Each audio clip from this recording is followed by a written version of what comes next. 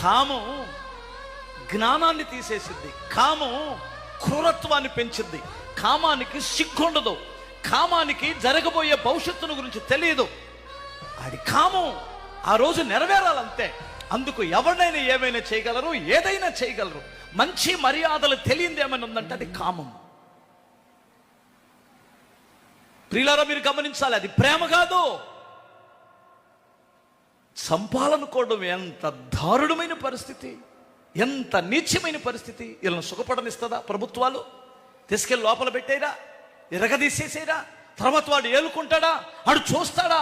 ఈయన్నే చంపావంటే నన్ను ఉంచుకొని రేపొద్దున ఇంకొకటి ఉంచుకొని నన్ను కూడా చంపేస్తావు, దుర్మార్గురాలా, నువ్వు నాకెందుకు అంటాడు. ఆ తర్వాతే రెండు పోయినాయి కదా. చంపాలనుకొని చంపడం ఎంత ఘోరమైన పాపం. ఎవరికైనా ఉందా ఆలోచన? వాడే ఇస్తాడు, ఎందుకంటే నిన్ను అనుభవించాలి వాడు. నిన్ను దూరం చేసిన వాడు నీ భర్త. అందుకనే నిన్ను కలవాలి అంటే, నిన్ను కలుసుకోవాలంటే ఈయన్ని చంపాలి. తర్వాత ఏం జరిగిద్ది అనేటువంటిది వాడికి అనవసరం.